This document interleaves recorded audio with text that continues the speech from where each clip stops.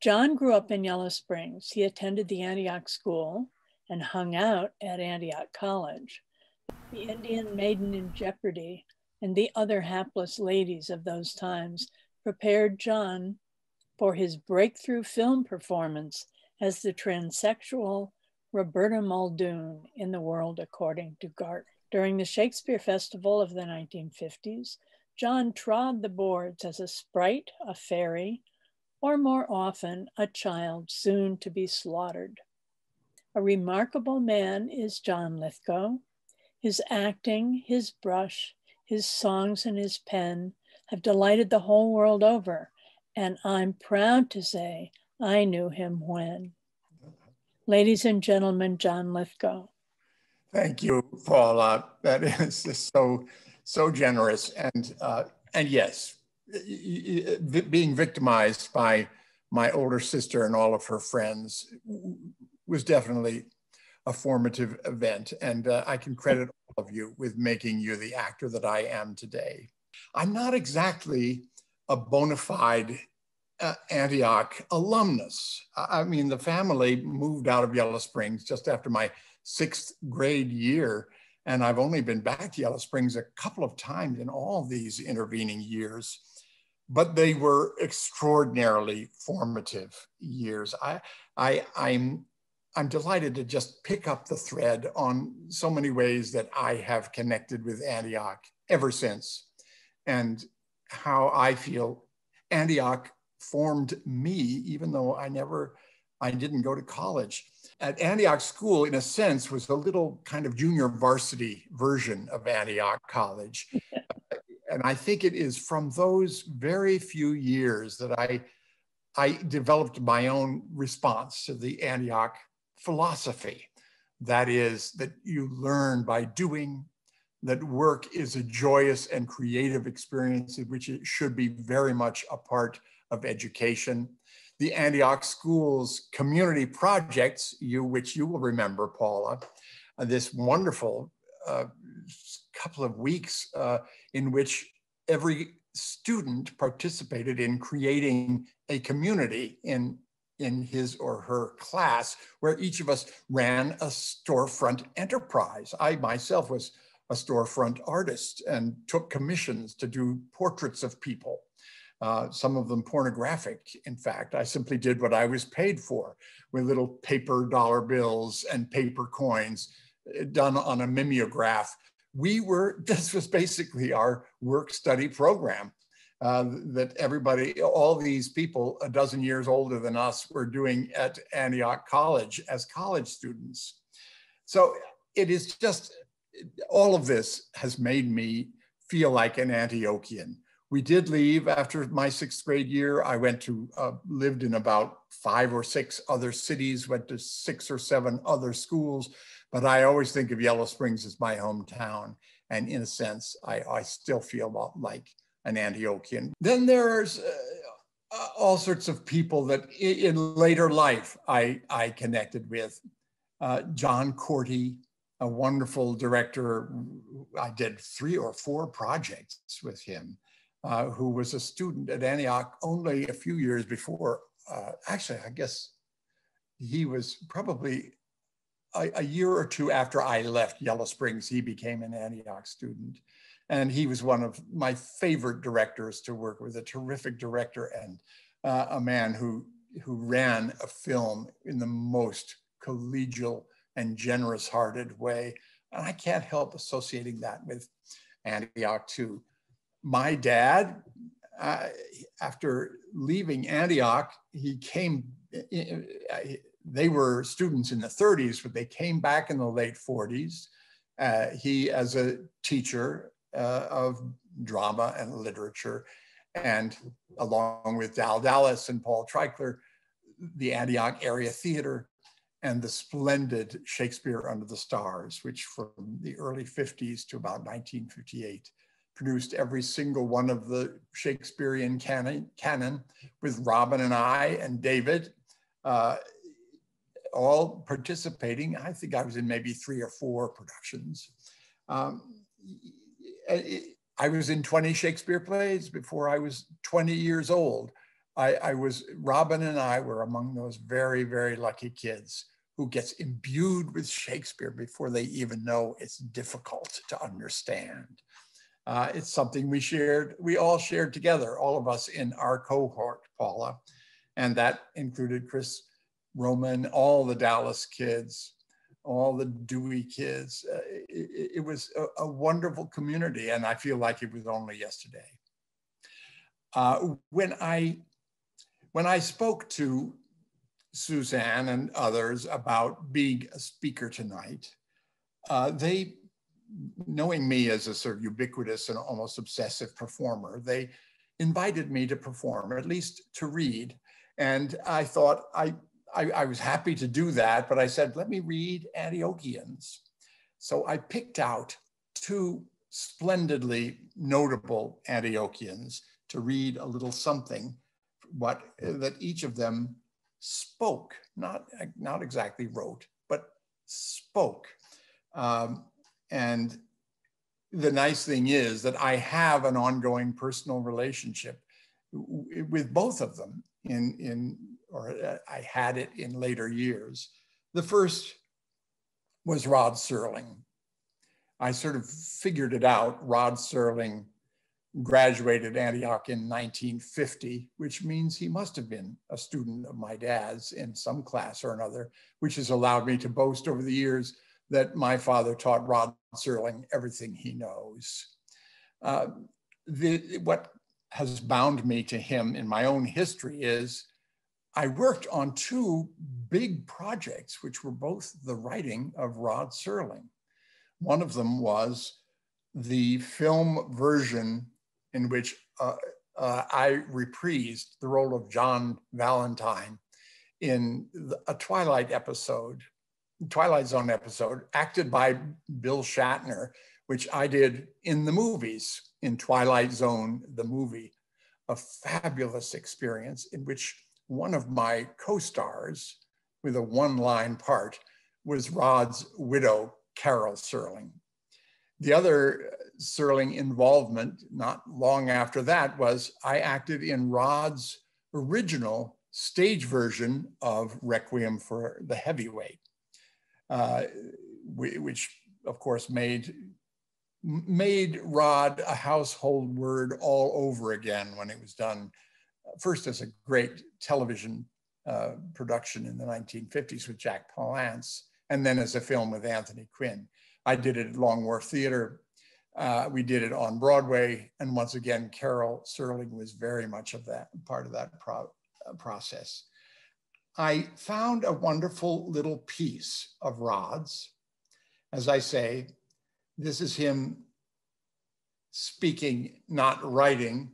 He was interviewed by Marge Freed, whom so many of us remember from the Antioch Shakespeare Festival days. Marge both transcribed and wrote down for posterity the interview. So this is a little something from Antiochian Rod Serling. I think Antioch specializes in taking very special people into this college. I don't know what are specifically the academic or extracurricular requirements, but I do know they are preoccupied with the whole student. They want the kid who thinks, the kid who has written, the kid who's functioned in the high school situation. They want a kid with a point of view.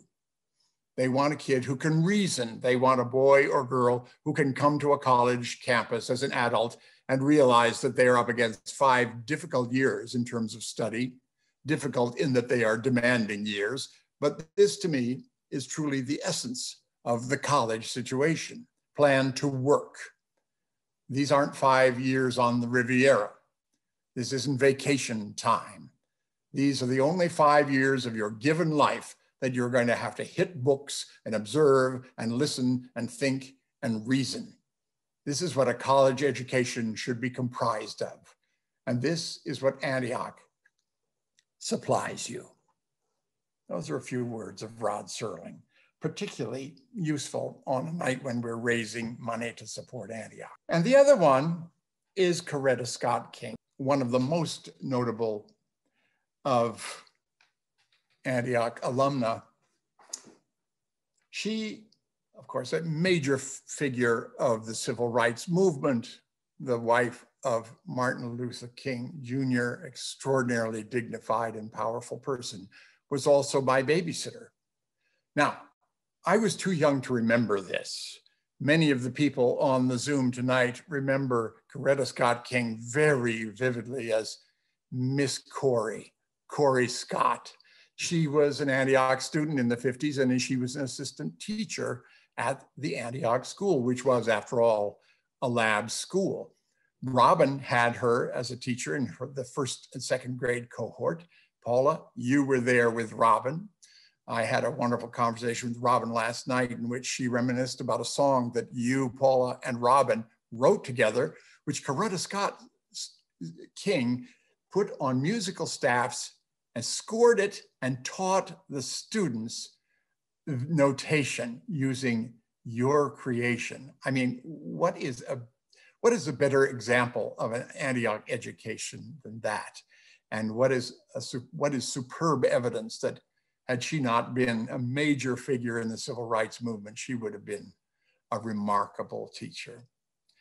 I found out that she had been my babysitter, not from my family, not from my friends in Yellow Springs, but from Coretta Scott King herself. She was at an opening night party of the second Broadway show I was in. She was a friend of the producer. She introduced herself to me and told me that she had babysat for me as a child. Well, you can imagine how completely aghast I was at this news that nobody had told me. I have a little bit of Coretta to read to you tonight. These are words from a commencement speech she delivered at Antioch in 1982. The years I spent at this college, she said, were some of the most informative, challenging, stimulating, productive, and rewarding years of my life. Antioch did indeed provide me with the kind of preparation, training, and experiences that enabled me to stand with Martin Luther King Jr. as he stood in the forefront of the nonviolent civil and human rights movement of the 1950s and 60s, and to stand in my own right after 1968. Antioch taught me that change is a necessary part of growth and development, but that one must sustain stability in a constantly changing society. Chaos is a concomitant of the creative process. My 26 years in the nonviolent movement have been an experience in organized chaos. Yes, Antioch taught me how to cope. How wonderful to have these two remarkable people just distantly connected with my own life. And how wonderful that Antioch has them as two of their children they can brag about. Now, I'm going to read a little something of my own for you. Some of you may know, I've written books in the last 2 years, 2 books of political humor. They are doggerel poems satirizing our outgoing president, I won't use his name, and all the insane characters who sort of orbited in his galaxy over the last 4 grotesque years. One of them is called Dumpty, the age of Trump in verse, and the other is called Trumpty Dumpty wanted a crown, verses for a despotic age. I'm going to read 2 poems from the second of these. Trumpty wanted a crown to make certain he never would have to step down. He wanted a robe made of ermine and velvet. The Constitution, he wanted to shelve it.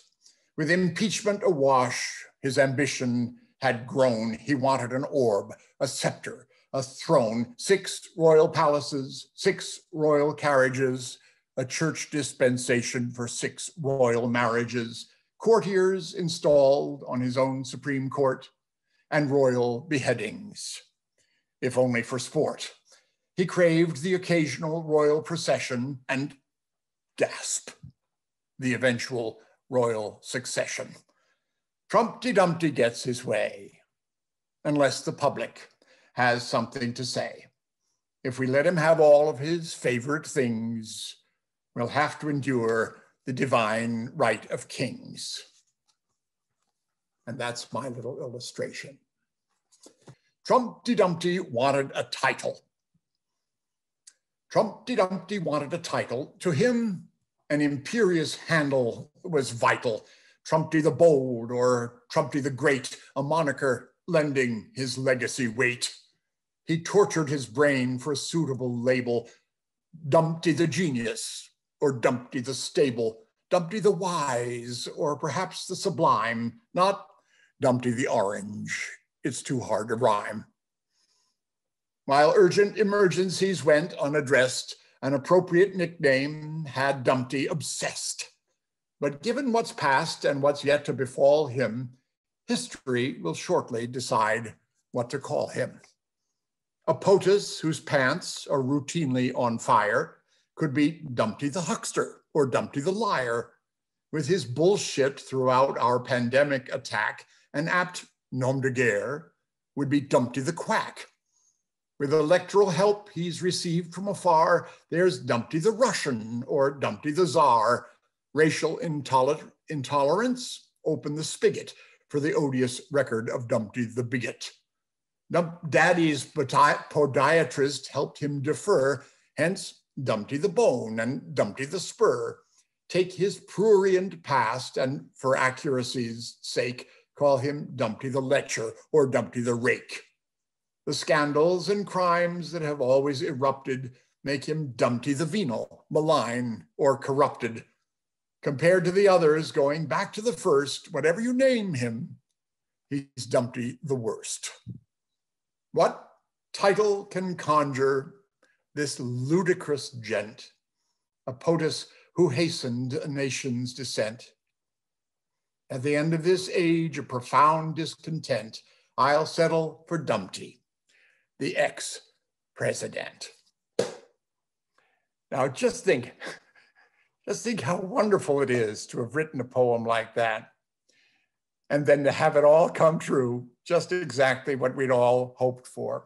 Here's the little gift I have for you.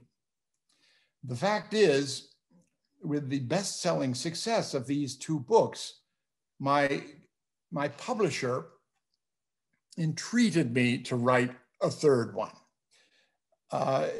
They wanted to complete the trilogy, and I didn't want to do this at all. These are really, really hard poems to write, but eventually I caved when I came up with a good idea. I decided, I figured Dumpty is a dead horse, not worth kicking, very hard to satirize, and we're sick and tired of the man anyway. So I thought, why not try to write a book that leaves him behind and yet is still very much about him? I decided to basically write a book that says farewell to Donald Trump, and then proceeds to go, I decided to write a whole series of poems about various villains in history who, for various reasons, call Trump to mind. And I've written, here's the fun part. I've only written 3 of the poems. The first one is a prologue, and I have not read it to a single person until this moment. I'm making a little present of this to all of you. Who knows, the book may never come out, but just if it does, you'll say you heard it first at the Antioch Gala. Trumpty Dumpty was losing the race. A scowl beclouded his bright orange face. Watching his margin increasingly widen, he raged at his nemesis, Sleepy Joe Biden. The turbulent years of the POTUS's reign had shortened his temper and addled his brain. Like a latter-day Nero, Capone, or Iago, he prowled the precincts of plush Mar-a-Lago. "I've won," he inveighed. "It's a load of fake news. That nitwit's a loser, and I never lose." In a fever, he frantically seized on a plot to rally his base for a bold coup d'etat. From thence, Dumpty throttled our national life over 2 gruesome months of contention and strife. Political discourse was drowned in the muck by the quackery spewed by our manic lame duck. His treachery finally came to fruition. He stirred up his mob to an act of sedition. They laid siege in response to his rash exhortation to Biden's electoral certification. We watched them despoiling the Capitol dome like the Visigoths, storming the portals of Rome. "Horrors," we cried, "he's let anarchy loose. We've never beheld such despotic abuse." But never, my friends, is an awfully long time. Our history is replete with corruption and crime. Scoundrels abound and their damage is ample. Dumpty is merely the latest example. And so, for the moment, leave Dumpty aside and try to take all his offenses in stride. The voters have finally shown him the door. We've arrived at a time to revive and restore. Since we don't have to deal with this swine anymore, let's remember the Dumpties who've all gone before.